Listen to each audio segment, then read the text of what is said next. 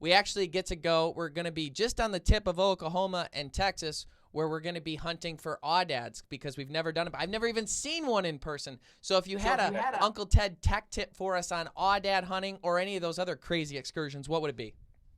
Well, number one, a big salute to you, the youth of America, you and your team, Kyle, for being willing to travel that much.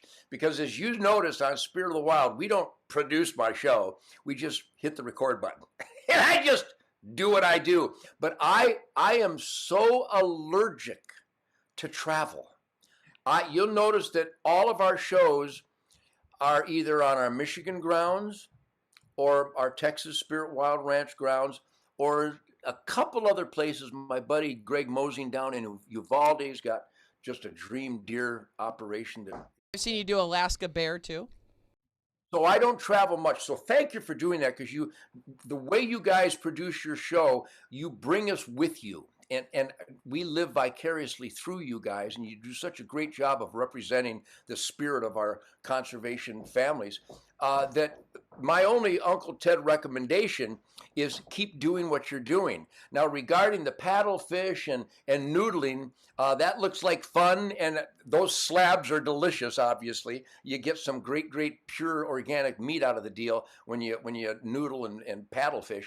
But the Aoudad is a mystical beast. I've killed lots and lots of Aoudad hunting in Texas since the 1960s. They were brought from the north slope of Africa.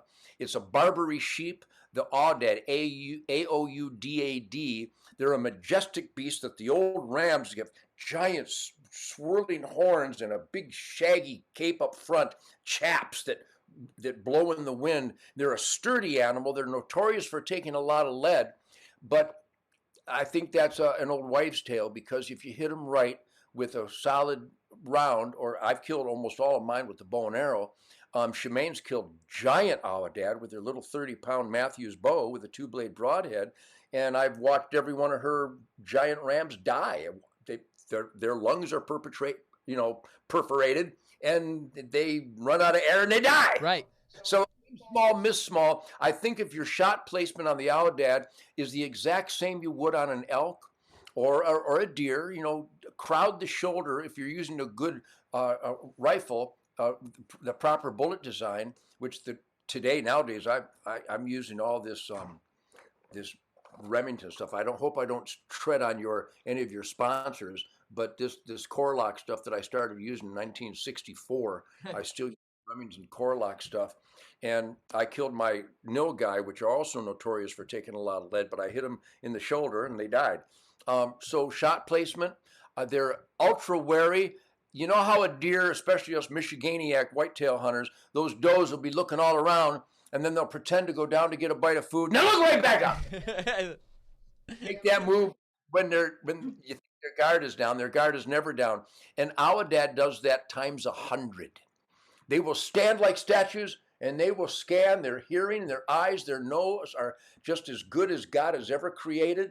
And they'll take a step, and then they stop and start looking again. I've watched them do that for 15, 20 minutes before they take another step. It takes them an hour to go 40 yards, come into a food plot, or come into acorns, or come into some big tine feed that we put out.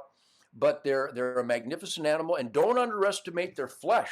A lot of people think that Aoudad are too gamey. Well, there's no such thing as too gamey. If you think it's too gamey, it's probably because you have urine on the meat. Gamey is good. Gamey is why we like game, because it's gamey. It's not harsh. If people furrow their brow and twist their nose because it was gamey, I guarantee it was mishandled. But with Aoudad, you have to get the little glands. There's little glands between the two hams on each hindquarter. And if you don't get that gland out of that ham and you grind it into burger, that's not gamey, it's putrid. You can't eat it. So when people say that they don't eat Aoudad because they somehow didn't get those two little glands, it's about the size of the tip of your thumb, and it's right between the ham groups. You can actually separate the hams on most big game with your fingers. You don't even have to cut it. You can just pull them apart between the white silver and the connecting tissue, and there's two little glands in there. But I'll tell you, you kill that Aoudad, even if it's an old ram, and I hope you do because they're magnificent trophies. But you need to gut them and clean them immediately.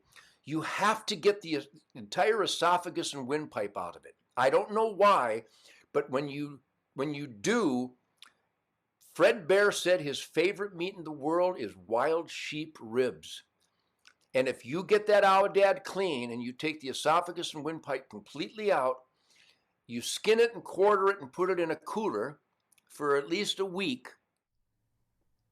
Great. Huh. People who think otherwise mishandled it.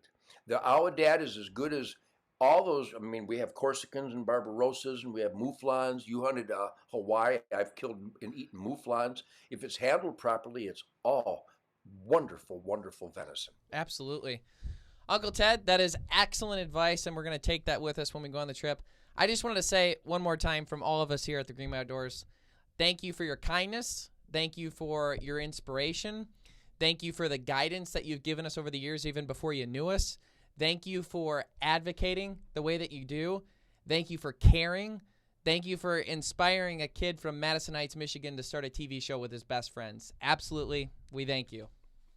Well, you know, I use the term blood brothers. The Native American people were blood brothers. They were there for each other. And we are Native Americans. We are indigenous. We are spirit blood brothers of God's miraculous creation, hands-on conservation, resource stewardship, drive of duty and responsibility to the good earth that provides us life itself.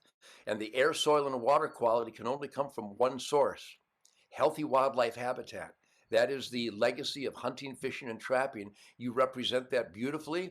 You represent it with gusto and a youthful vigor and piss and vinegar. And even though I'm old, I'd like to think that I still do that because we are very passionate. And I salute all you guys because what the outdoor lifestyle represents to us, it is recreation. It could just be a weekend fun thing to do because it does recreate. It recreates our spirit. It eliminates stress better than anything in the world. But those guys like you who are nuts, you love it. You can't live without it. You've got to go. If the rut happens, there's no way you're not going. And that is alive and well across this country. You see our friends on the Bone Collectors and the Eichlers and the Primos guys and all these wonderful TV show guys that just live it, and they go and they go and they go and they go. You do a great job of representing the spirit and the love affair that we have as actual participants in nature.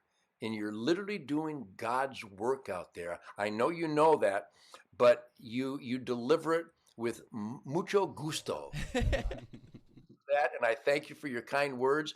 And I know that when I was sick, that you guys were praying for me, and you tell your mom I know that, and I love her madly. And I appreciate the time to share your Greenway Outdoors electronic campfire here. And I can't wait to see you when I get back to Michigan, and hopefully we'll singe a slab or two around a campfire at some point. I can't wait